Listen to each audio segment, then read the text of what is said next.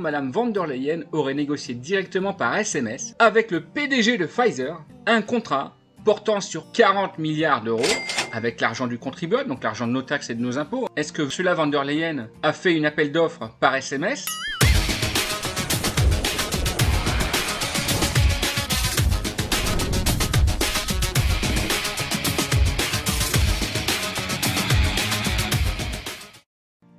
Allez, salut les amis, c'est Ami Négociateur, j'espère que vous allez bien. Je suis très content, très heureux de vous retrouver sur ma chaîne YouTube pour une nouvelle vidéo. Aujourd'hui les amis, grand rebondissement dans l'affaire von der Leyen. On a appris qu'Eva Kaili a été relâchée, mais qu'elle va certainement prendre un billet d'avion, allez simple, destination les Caraïbes ou destination Hong Kong. Rebondissement dans l'affaire Ursula von der Leyen. Des documents qui ont été publiés sur l'application des Telegram. La présidente de la Commission européenne serait poursuivie en justice par un lobbyiste belge pour des contrats de vaccins avec Pfizer. Et attention, je pense que vous allez tomber de votre chaise.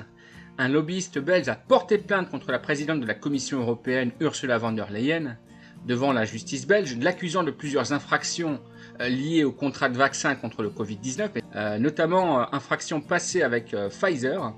Selon le plaignant, Madame von der Leyen aurait négocié directement par SMS, accrochez-vous bien, avec le PDG de Pfizer, Albert Bourla, un contrat portant sur 1,8 milliard de doses de vaccins. Je répète, 1,8 milliard de doses de vaccins.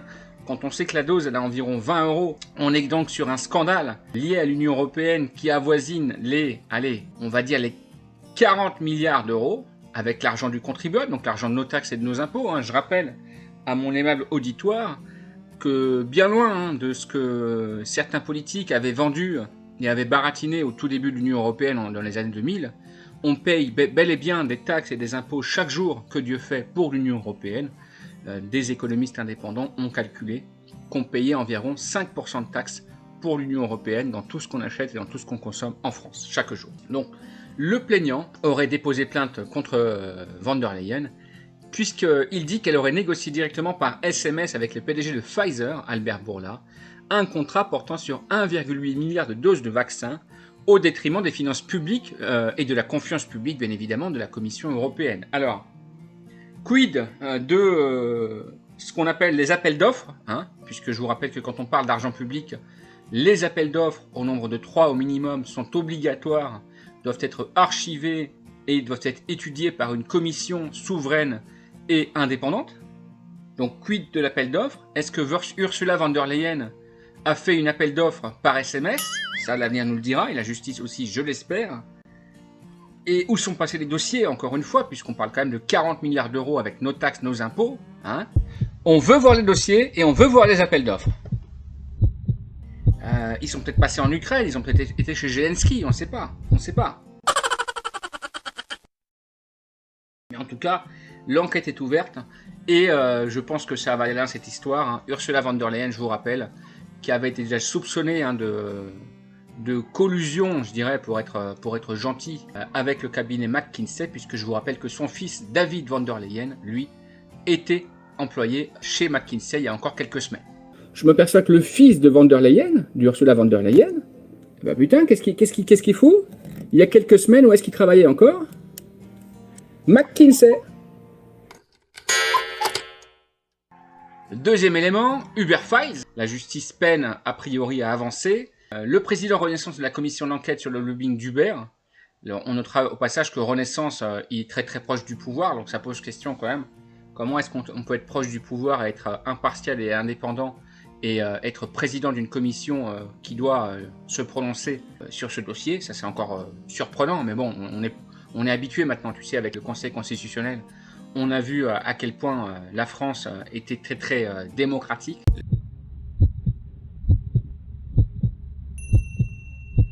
Donc là, ils vont auditionner François Hollande et les anciens collaborateurs d'Emmanuel Macron à Bercy.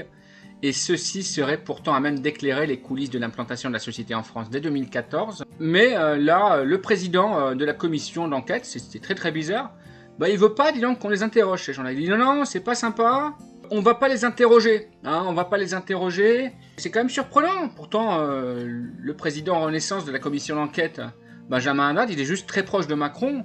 Et l'enquête Uber Files concerne directement Macron. Donc c'est vraiment très surprenant que ce monsieur s'oppose parce que les témoins importants témoignent.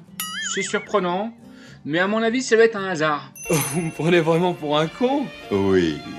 La justice en France, on sait très bien qu'elle est souveraine, et bien évidemment qu'elle n'est pas à double vitesse, hein, comme je vous l'ai encore montré hier avec l'affaire Palmade. Pas du tout, il ne faut pas dire ça, d'ailleurs je ne l'ai pas dit.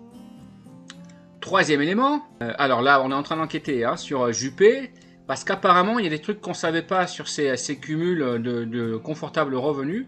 Donc ça c'est l'Obs qui l'a publié il y a quelques jours. On serait finalement au-delà des 26 000 € par mois de cumul, donc on va voir, l'enquête doit aller à son terme.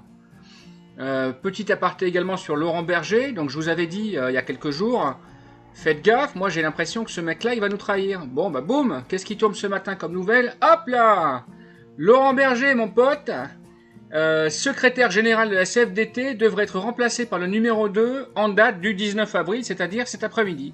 Hein, quand je te disais c'est bizarre, le mec à mon avis il va nous trahir, il va aller travailler à l'Elysée, bah tu vois je me suis pas trompé de beaucoup, en tout cas les heures qui viennent vont nous le dire. Aparté, bien sûr. Aparté.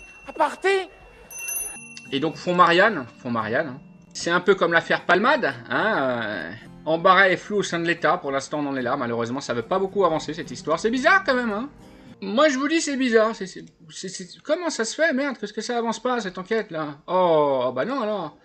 Est-ce que ce serait par hasard parce que ça concerne directement une ministre du gouvernement actuel? Non, à mon avis c'est un hasard. Ne dites pas que la justice est à deux vitesses parce que non, on peut pas dire ça en France. La justice elle est superbe. Ça sert à protéger, contrairement à la police. D'ailleurs, elle mène bien son enquête, en tout cas jusqu'à hier à 10h. Le flou artistique, mon pote, c'est Le Monde qui titre. Le flou artistique, donc Fonds Marianne, embarras et flou au sein de l'État, après la mise en cause de Marlène Schiappa. C'est pas moi, c'est lui. Je sais rien, mais je dirai tout. C'est pas moi, c'est lui. Apporte. L'histoire d'un piège implacable qui referme ses mâchoires. C'est un sketch de Pierre Richard qu'ils nous font, tu sais. Je vais te mettre la musique tout à l'heure, t'inquiète pas. Bon, mais moi, il y a quand même une chose, s'agissant des fonds publics, donc de l'argent de nos impôts, de nos taxes. J'existe deux choses. Qui a décidé? Qui a fait les virements à ces associations? Je vous rappelle pour plus de 2 millions d'euros. Et où sont les dossiers des appels d'offres? Où sont les dossiers des appels d'offres?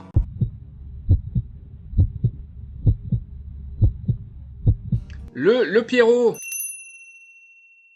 Bon bah lui, de toute façon t'inquiète pas, il va encore lui laisser quelques mois pour se reposer parce que tu comprends, c'est un petit peu précipité que de l'interroger maintenant, alors qu'il a tué un fœtus de 6 mois et qu'il a mis 3 personnes en état grave et qu'il a fait un gros accident sous l'emprise de la cocaïne. Mais bon, on va lui laisser encore quelques mois pour se remettre avant de l'interroger. Je te rappelle qu'il est pour l'instant à l'hôpital au chaud, tranquillement. Donc ça c'est une belle justice également. Mais bon, je pense quand même les amis que vous avez compris que le plat de résistance, bon, mis à part McKinsey, mais McKinsey pour l'instant on n'a rien de nouveau. Qu'est-ce que c'est McKinsey? Un cabinet de conseil qui travaille gratuitement pendant l'élection présidentielle 2017 de Macron, dont le président n'est autre que Victor Fabius, fils de Laurent Fabius, à qui on confie quelques années plus tard, parmi d'autres contrats, 957 000 € pour une étude et un rapport sur la retraite. Retraite qui est réformée et validée contre toute attente par le Conseil constitutionnel, dirigé par Laurent Fabius. Circuler, y a rien à voir. T'as quand même bien compris que le plat de résistance, c'était la grande patronne. La grande cheftaine, mon pote. Et apparemment, elle s'est en train de chauffer pour son matricule. De toute façon, je vais te dire une chose, mon ami. Je vais te dire une chose qui est claire et nette. Déjà qu'avec certains élus politiques, quand bien même ils sont élus, comme le nom l'indique, élus politiques, on découvre des magouilles, mais comme t'as même pas idée, qui portent sur plusieurs dizaines de millions d'euros, quasiment tous les jours, d'accord, dans beaucoup de pays de l'Union Européenne, dont la France, et ces mecs-là sont élus. Donc ils font un peu gaffe, parce qu'ils se disent, bon, bah, si je me fais choper, j'aurais du mal à me faire réélire, tu vois. Déjà que ça. Mais alors, pour quelqu'un qui n'est pas élu, mais simplement nommé par ses collègues à l'Union Européenne, qu'est-ce qu'on en a à foutre de l'opinion publique? Ah, elle est belle, l'Union Européenne. Moi, je vous dis, ça fait longtemps qu'on aurait dû foutre le camp de cette putain d'Union Européenne et reprendre nos billes. d'accord, quand on sait que ça nous coûte des dizaines de milliards par an à perte pour l'Union européenne actuellement, quand on sait que c'est l'argent, il va à Zelensky ou à certains ou à certaines par valise entière de billets, et les Anglais avaient bien raison. Ils ont eu un petit peu de peau cassée, ça c'est sûr, mais en tout cas ils avaient bien raison sur le principe. Allez, je vous laisse. Salut les amis, partagez, réagissez, commentez, et merci aux nouveaux abonnés et aux abonnés fidèles qui soutiennent la chaîne, c'est très très important. Merci les amis, on les fera tomber, vous inquiétez pas, ils vont tomber de toute façon. Ciao les négociateurs.